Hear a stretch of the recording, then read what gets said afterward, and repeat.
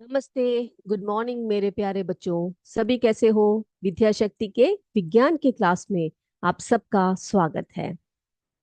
तो बच्चों, हर रोज की तरह ही आज की क्लास को भी हम स्टार्ट करेंगे। आज की क्लास की शुरुआत करेंगे हम आज के सुविचार के साथ। तो देखते हैं आज का सुविचार क्या है।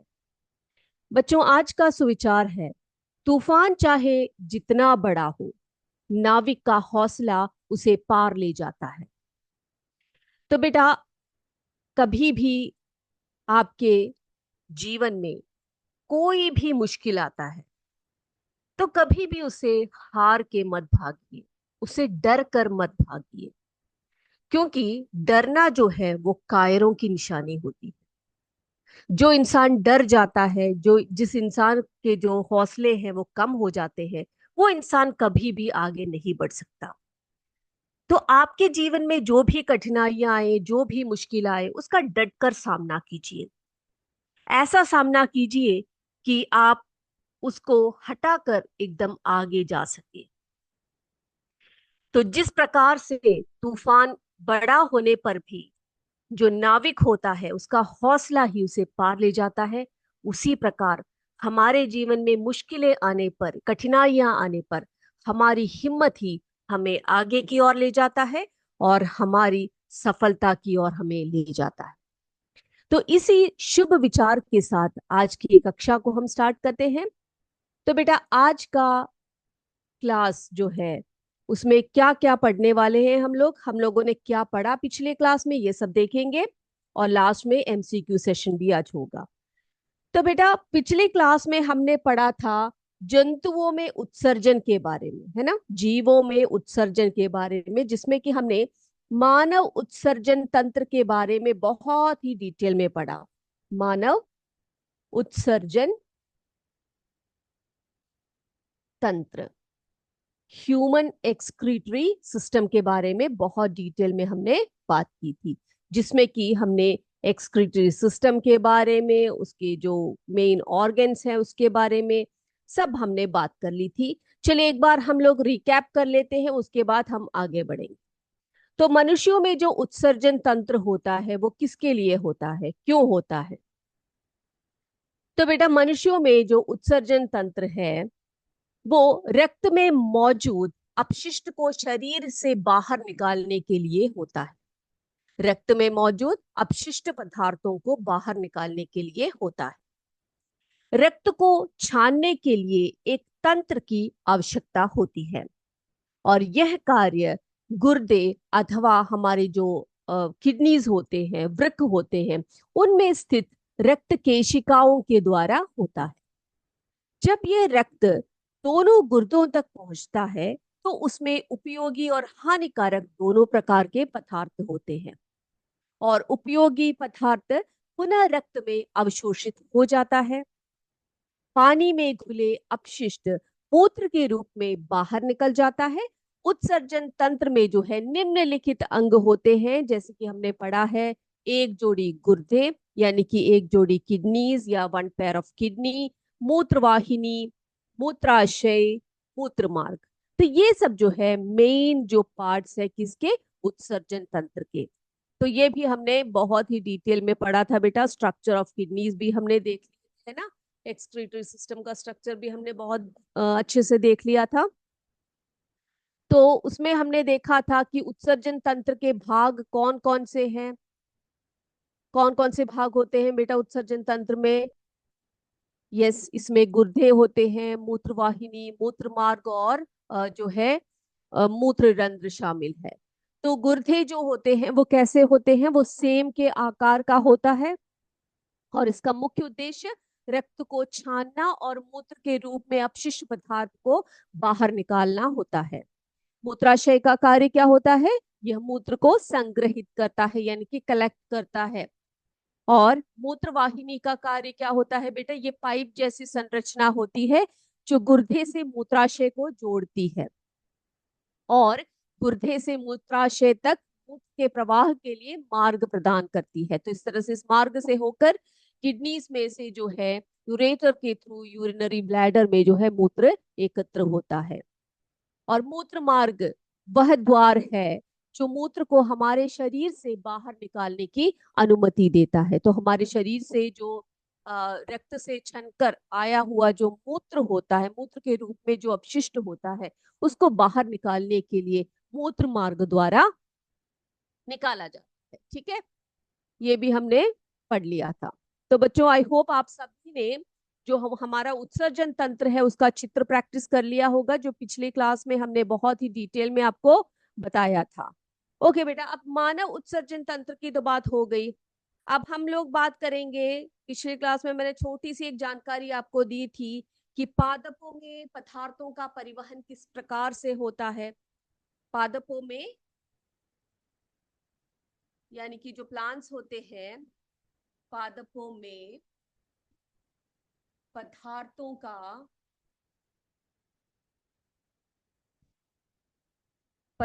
का परिवहन यानी कि transportation of materials in plants. तो प्लांट्स में कौन कौन से ऐसे तंत्र होते हैं जिसकी वजह से जो है उनमें जो पदार्थों का संवहन होता है, ये हम देखेंगे आज। तो बेटा, पदार्थों का संवहन या परिवहन पौधों में कैसे होता है? तो हमने आपको बताया था कि पौधों द्वारा जो निर्मित भोजन है उसके लिए आवश्यक जल जड़ प्रणाली यानी कि जो रूट सिस्टम होता है उसके माध्यम से मिट्टी से अवशोषित किया जाता है, और भोजन जो है पत्तियों में संश्लेषित होता है, यानी कि पत्तियों में जो है भोजन का संश्लेषण होता है, जिसे हम फोटोसिंथेसिस के नाम से जानते हैं, प्रकाश संश्लेषण के नाम से जानते हैं। तो जड़ प्रणाली के माध्यम से मिट्टी से अवशोषित जल को ऊपर की और अन्य पौधों के भागों तक ले जाना पड़ता है, तथा पत्तियों में संश्लेषित भोजन को अन्य पौधों के भागों तक ले जाना पड़ता है ना। तो जड़ के माध्यम से मिट्टी से अवशोषित जल और खनिज को ऊपर ले जाना, और पत्तियों में प्रिपेयर किया हुआ जो फूड है, जो संश्लेषित भोजन है, उसको अन्य पौधों के भागों तक ले जाना पड़ता है। तो इसमें कौन कार्य करता है? तो बेटा, पौधों में जाइलम और फ्लोएम नामक दो विशेष नलिकाएं होती है। क्या होता है बेटा? दो विशेष प्रकार की नलिकाएं होती है पौधों में, जिसको कहा जाता है जाइलम और फ्लोएम। ठीक है, तो ये जाइलम का कार्य क्या है और फ्लोएम का क्या क्या कार्य है, देखते हैं हम लोग। देखें तो बेटा, जाइलम और फ्लोएम जो है विशेष प्रकार की नलिकाएं होती हैं, जो क्या करती है? यस, पदार्थों का संवहन करती है, जिसमें पानी का संवहन, जल का संवहन होता है, और साथ साथ में किसका संवहन होता है बेटा? जो पौधों में, जो पत्तियों में भोजन निर्मित होता है उसका भी संवहन होता है। तो खनिज और जल का परिवहन उसको कार्य करता, उसके लिए कौन कार्य करता है बेटा? जाइलम कार्य करता है। ठीक है, जाइलम वेसल्स कार्य करते हैं। तो जल और खनिजों को ऊपर की ओर प्रवाह पाइप जैसी संरचनाओं या चैनलों के माध्यम से होता है, जिसे जाइलम तत्व कहा जाता है, जो पौधों की जड़ों, तनों और पत्तियों में मौजूद होते हैं। तो कहाँ कहाँ पर ये मौजूद होते हैं बेटा? कहाँ कहाँ पर मौजूद होते हैं? बहुत बढ़िया, पौधों की जो है जड़ों में, तनों में और पत्तियों में। ओके, ठीक है, इतनी बातें क्लियर हो गई सभी को? ओके, आगे बढ़ते हैं बच्चे। तो आगे देखते हैं, जो हमारा फ्लोएम होता है वो किस प्रकार से कार्य करता है। अब देखो, आपको पता ही है, पौधे जो है जड़ों द्वारा जल और खनिज को अवशोषित करता है, उसको आगे ले जाने का कार्य जो है जाइलम करता है। तो बच्चों, जड़ों में मूल बाल होते हैं। क्या होते हैं जड़ों में बच्चे? मूल बाल होते हैं। ये मूल बाल क्या होते हैं? जिन्हें हम रूट हेयर कहते हैं। क्या कहते हैं उसको? रूट हेयर कहा जाता है। ठीक है, तो जड़ों में जो है मूल बाल होते हैं, जो क्या करते हैं? खनिजों को यानी कि मिनरल्स और वाटर के एब्जॉर्प्शन में सहायता करते हैं। अब ये मूल रोम जो होते हैं जल और खनिजों को अवशोषित करने के लिए और सतह स्तर को बढ़ाने के कार्य करते हैं।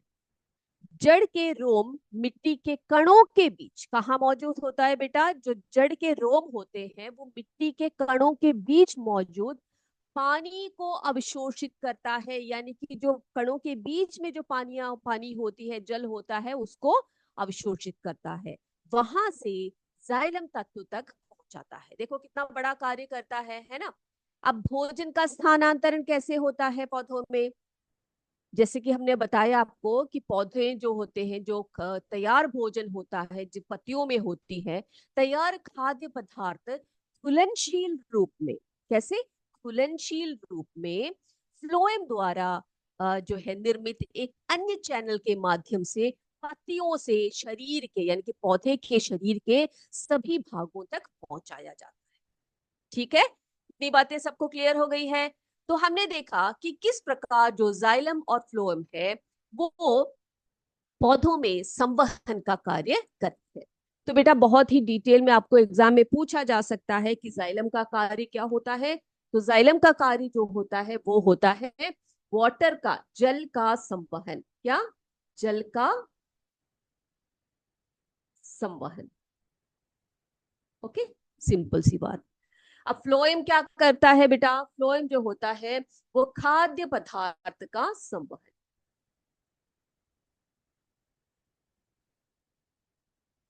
खाद्य पदार्थ का संवहन। Okay, yes. यानी कि वाटर का ट्रांसपोर्टेशन कौन करता है? जाइलम करते हैं। और खाद्य पदार्थ यानी कि फूड का ट्रांसपोर्टेशन करता है फ्लोएम। चलिए बेटा, अब हम क्या देखने वाले हैं? अब हम देखेंगे एक बहुत ही इंपॉर्टेंट प्रोसेस जो प्लांट्स में होता है, जिसे हम वाष्पोत्सर्जन कहते हैं। क्या कहते हैं बेटा उसको? हम वाष्पोत्सर्जन कहते हैं। जैसे कि हमारे शरीर में देखा आपने बहुत सारे ऐसे सिस्टम्स है जिसके कारण हमारे शरीर में जो एक्सेस वेस्ट होता है, जो एक्सेस वाटर होता है, उन सबको बाहर निकाला जाता है ना। तो उसी प्रकार प्लांट्स में भी एक ऐसा सिस्टम होता है जिसमें कि उनमें मौजूद जो होती है एक्स्ट्रा वाटर जो होता है उसको बाहर निकाला जाता है, और पौधों के टेम्परेचर को क्या करके रखता है? बैलेंस करके रखता है। उस प्रक्रिया का नाम है वाष्पोत्सर्जन। ठीक है, वाष्पोत्सर्जन अथवा ट्रांसपिरेशन। वाष्पोत्सर्जन अथवा ट्रांसपिरेशन। तो ये क्या होता है देखिए जरा हम लोग। यस, तो वाष्पोत्सर्जन क्या है बेटा? देखिए, जिसे हम ट्रांसपिरेशन के नाम से जानते हैं। तो वाष्पोत्सर्जन जो होता है पौधों में पत्तियों से वाष्प के रूप में जल के निकलने की प्रक्रिया को कहा जाता है। एक और बार, वाष्पोत्सर्जन पौधों में पत्तियों से वाष्प के रूप में जल के निकलने की प्रक्रिया है। यह कैसे निकलता है? यह पत्तियों में उपस्थित रंध्रों के माध्यम से। कहां से बेटा? रंध्र जो होते हैं पत्तियों में, आप छोटे क्लासेस में पढ़े हैं, जिन्हें हम स्टोमेटा के नाम से जानते हैं, रंध्र के नाम से जानते हैं, उसमें से बाहर निकलते हैं। जड़ों के माध्यम से अवशोषित जल जो है वो क्या करता है? पौधे के शरीर के भीतर ऊपर की ओर चला जाता है। फिर क्या होता है?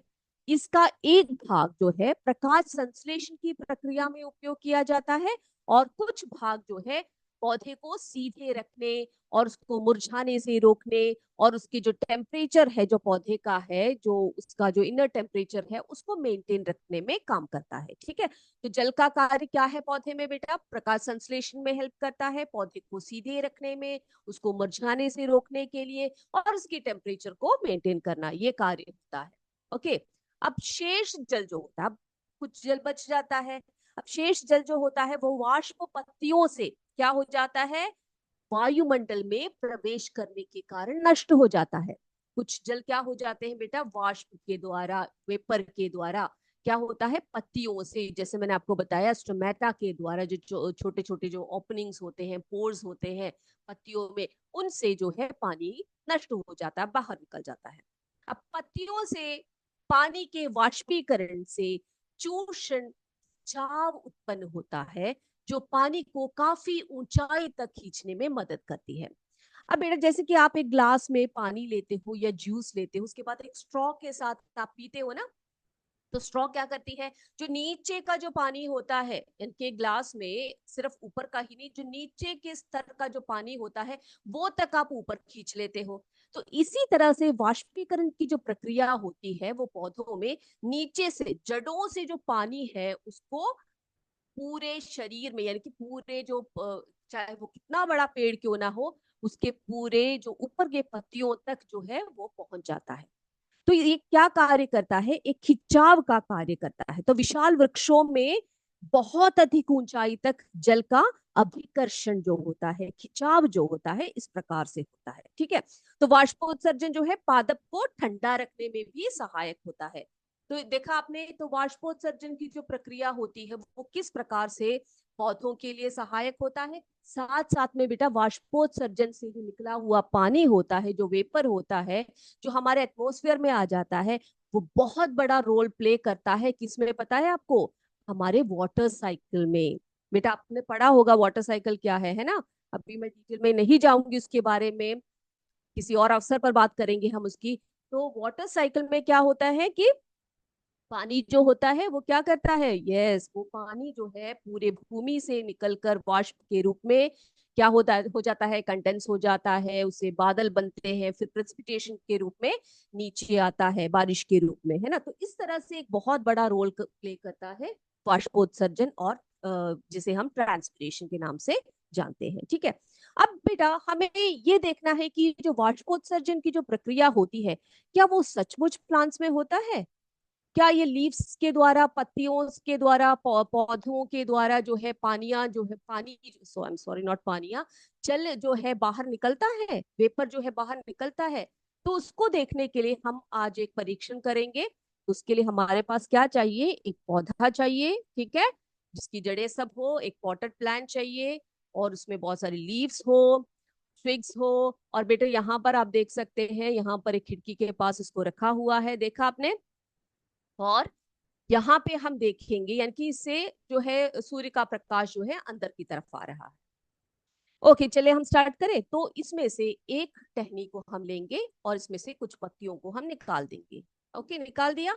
अब यहाँ पर कुछ और ज्यादा पत्तियां हैं, इसको ऐसे ही रहने दी। ओके बेटा, अब क्या करने वाले हैं हम लोग, देखो अब जो है हमारे पास क्या है, कुछ पॉलिथीन बैग्स रखे हैं, कुछ थ्रेड रखे हुए हैं, देखा आपने।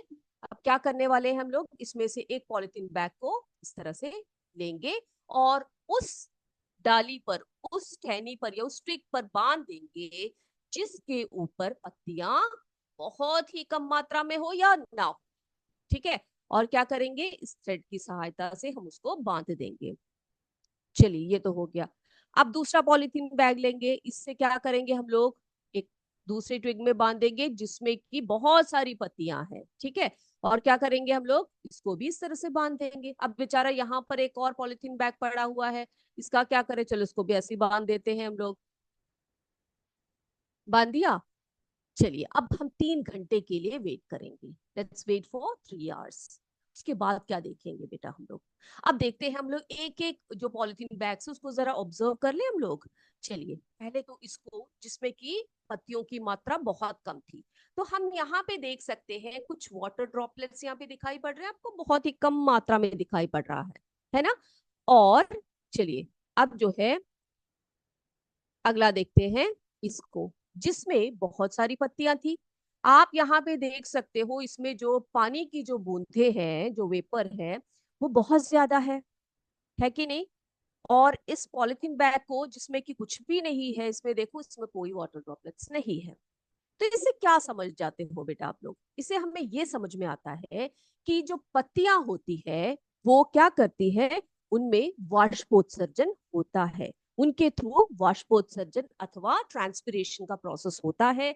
जिन पत्तियों, जिन पेड़ों में ज्यादा पत्तियां होती है या ज्यादा घनेदार वृक्ष होते हैं, उनमें ट्रांसपिरेशन का रेट जो होता है बहुत ज्यादा होता है, क्योंकि जो पत्तियां होती है जिसमें ज्यादा होती है, उसमें स्टोमेटा के नंबर्स भी ज्यादा होंगे और वहां पर वेपर्स भी ज्यादा है ना, वाटर वेपर भी ज्यादा निकलेगा उसमें से। तो आई होप ये क्लियर हो गया सभी को, सबको क्लियर है बेटा? चले अब क्या करने वाले हैं हम लोग? आज का एमसीक्यू सेशन करेंगे हम लोग। ओके, सब तैयार हो? तो चलिए हम आज के एमसीक्यू सेशन की तरफ बढ़ते हैं और आगे देखेंगे कि क्वेश्चंस क्या क्या है हमारे पास। सभी बच्चे तैयार हो जाइए। यस, अब देखो पहला प्रश्न क्या है हमारे पास। पहला प्रश्न है, पादप द्वारा पादप द्वारा जड़ आई एम सॉरी पादप जड़ों द्वारा किसे अवशोषित करते हैं? पादप जड़ों द्वारा किसे अवशोषित करते हैं? जल, खनिज, ए और बी दोनों, इनमें से कोई नहीं। तो जड़ों द्वारा किसको अवशोषित किया जाता है? दूसरा प्रश्न हमारे पास है, पादपों में जल का परिवहन होता है किसके द्वारा? फ्लोएम द्वारा, रंध्रों द्वारा, मूल रोमों द्वारा या जाइलम द्वारा? पादपों में जल का परिवहन किसके द्वारा होता है? फ्लोएम के द्वारा, रंध्रों के द्वारा, मूल रोमों के द्वारा या जाइलम के द्वारा? तीसरे प्रश्न पर चलते हैं। हमारे शरीर की सबसे पतली रक्त वाहिकाएं कौन सी है जो धमनियों को शिराओं से जोड़ती है? हमारे शरीर की सबसे पतली रक्त वाहिकाएं कौन सी है जो धमनियों को शिराओं से जोड़ती है? धमनियां, केशिकाएं, शिराएं, महाधमनी। तो कौन सी ऐसी पतली रक्त वाहिकाएं हैं जो धमनियां यानी कि आर्टरीज को वेन्स से, शिराओं से जोड़ती है? आगे बढ़ते हैं। एक वयस्क यानी कि एक एडल्ट पर्सन 24 में कितनी मूत्र करता है, यानी कि कितने मूत्र को विसर्जित करता है? एक एडल्ट में जो 24 आवर्स में वो कितने मूत्र का विसर्जन करता है? 3 से 3.2 लीटर, 1 से 1.8 लीटर, 2 से 2.8 लीटर, 4 से 4.0 लीटर, दैट मीन्स 4 लीटर। ठीक है, तो वयस्क जो है यानी कि एक नॉर्मल एडल्ट ह्यूमन की बात कर रही हूं, तो वो 24 घंटे में कितने मूत्र को विसर्जित करता है? आगे बढ़े हम लोग, आगे चलते हैं। अगला प्रश्न है पांचवा, शरीर के किस अंग में रक्त का शुद्धिकरण होता है? शरीर के किस अंग में रक्त का शुद्धिकरण होता है? रक्त का शुद्धिकरण पूछ रही हूं मैं। हृदय, फेफड़े, गुर्दे, यकृत? हृदय, फेफड़े, गुर्दे, किडनी या वृक्क, जो भी बोल लीजिए, यकृत? आगे बढ़ते हैं छठवें प्रश्न की तरफ। कौन सी रक्त वाहिकाएं हृदय से ऑक्सीजन युक्त रक्त को शरीर के अन्य भागों तक ले जाती है? कौन सी रक्त वाहिकाएं हृदय से ऑक्सीजन युक्त रक्त को शरीर के अन्य भागों तक ले जाती है? यहां पर पूछा गया है, क्या पूछा गया है बेटा? ऑक्सीजन युक्त रक्त की बात हो रही है, ऑक्सीजनेटेड ब्लड की बात हो रही है। तो आपने बताना है कौन सी रक्त वाहिकाएं वो करती है। यस, अगला है, तो ऑप्शंस थे शिराएं, धमनियां, केशिकाएं और नसें। ठीक है, ये चार ऑप्शंस है, इसमें से आपने चुनना है कौन सा आंसर है। ये सातवां है, पौधों की पत्तियों से वाष्प के रूप में अतिरिक्त जल का निकलना क्या कहलाता है? पत्तियों की यानी कि पौधों की पत्तियों से वाष्प के रूप में अतिरिक्त जल का निकलना क्या कहलाता है? श्वसन, परासरण, वाष्पोत्सर्जन, अवशोषण? इसमें से कौन सी प्रक्रिया है या प्रक्रम है जिसके द्वारा पत्तियों से वाष्प के रूप में अतिरिक्त जल निकलता है? आठवां प्रश्न है, पौधे के किस भाग से जल का वाष्पोत्सर्जन होता है? पौधे के किस भाग से जल का वाष्पोत्सर्जन होता है? तना, जड़, रंध्र, फूल?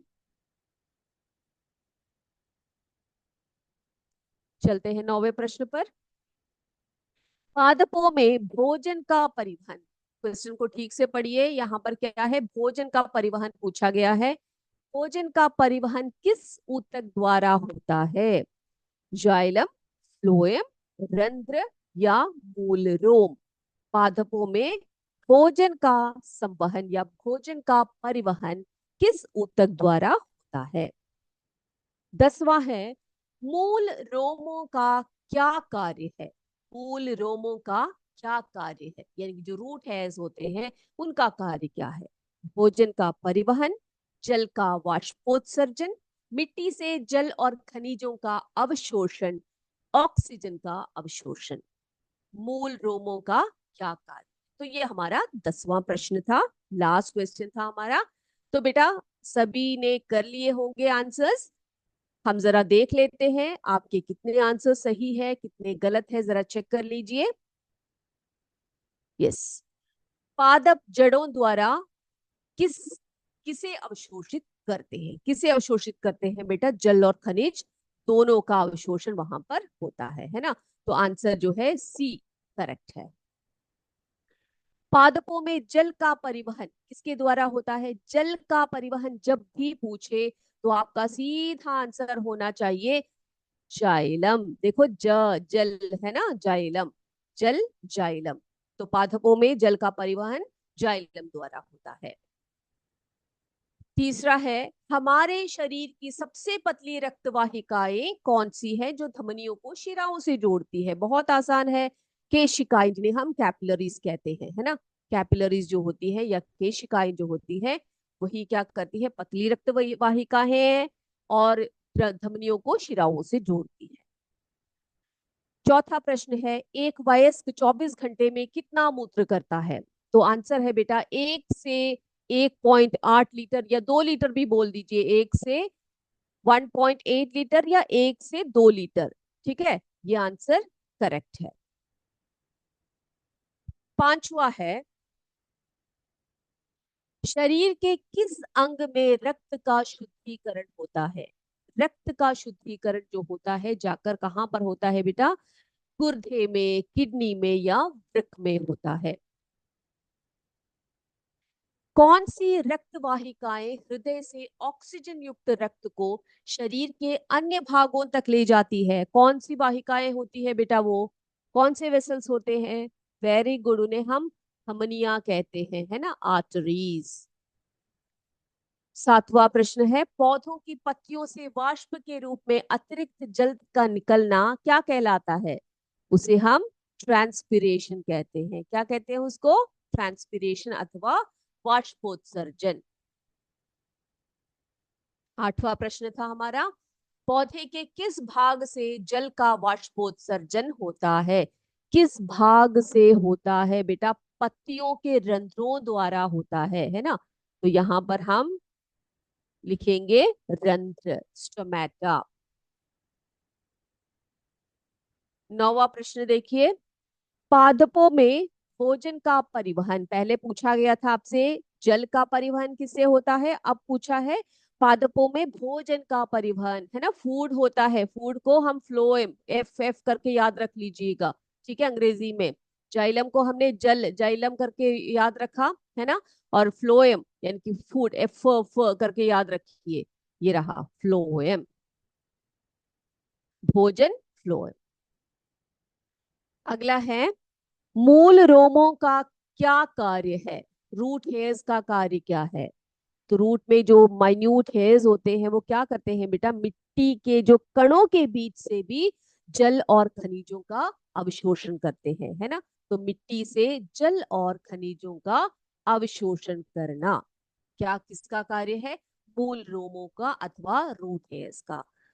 आप जल्दी से आंसर को एक और बार चेक कर लीजिए। यस,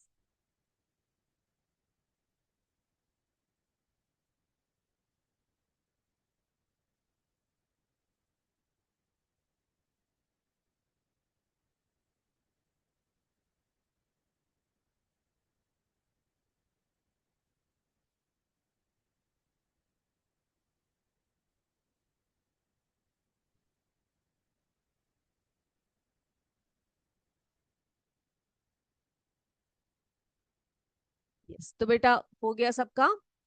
तो आज के लिए इतना ही। आज का समय हमारा समाप्त हो गया है। अगले क्लास में आपसे फिर मिलेंगे। तब तक जय विद्या शक्ति, जय हिंद, जय भारत। धन्यवाद। Thank you sir.